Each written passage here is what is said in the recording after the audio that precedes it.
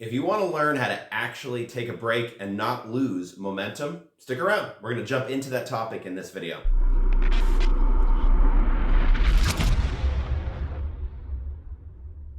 Hey guys, Jordan here, author and Destiny Catalyzer. I help people discover their life purpose with the power of self-discovery. But today we're going to talk about a way that you can keep up your momentum and take a break at the same time. I personally used to be one of the worst people ever at taking a break. Once I had my moment in life when I realized I needed to do more with my life, I went full surge ahead, didn't take a break, and I faced a lot of burnout.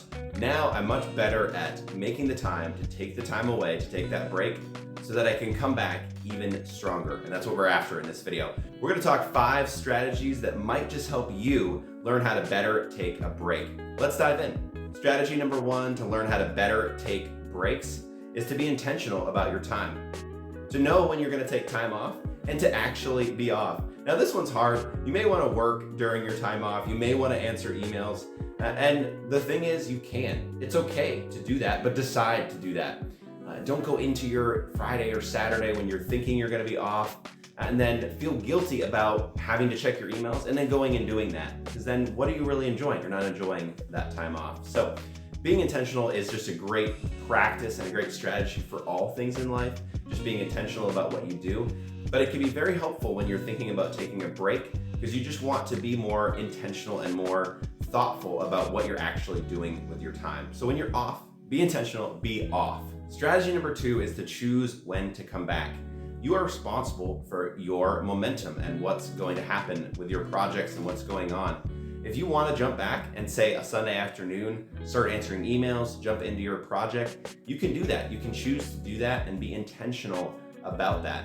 And it's a great way to just get ahead and be able to save that momentum and be able to take a better time off and a better break the previous days because you know you're going to be able to jump ahead. Strategy number 3 is to rest and not just relax during your time off. One of the most effective ways that you can be effective and actually find value out of your break time is to be more intentional about resting versus just relaxing.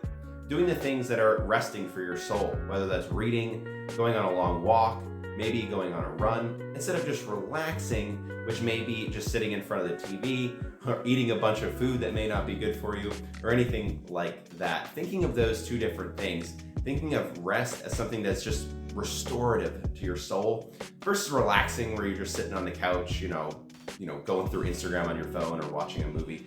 Not that those things are bad, but when you're thinking of the balance and thinking of how to really value and utilize your time off, think of rest versus relaxation as the way to go.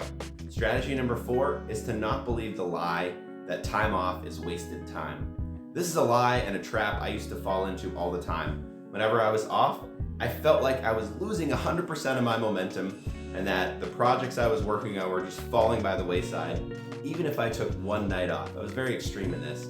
But don't believe that lie. Sometimes taking time off, taking a day off, taking 2 days off, coming back to your project refreshed, letting other people do what they need to do, whether it's you're reaching out to people or you have other members of your team. It's not just about you and how much work you can get done in a given time. Sometimes you do need to step away to give your mind a break and just to give the situation and the project you're working on a break so that when you come back, you'll be in a better position to handle it and to move forward. The number 5 strategy for getting better at taking breaks is to create, not just consume.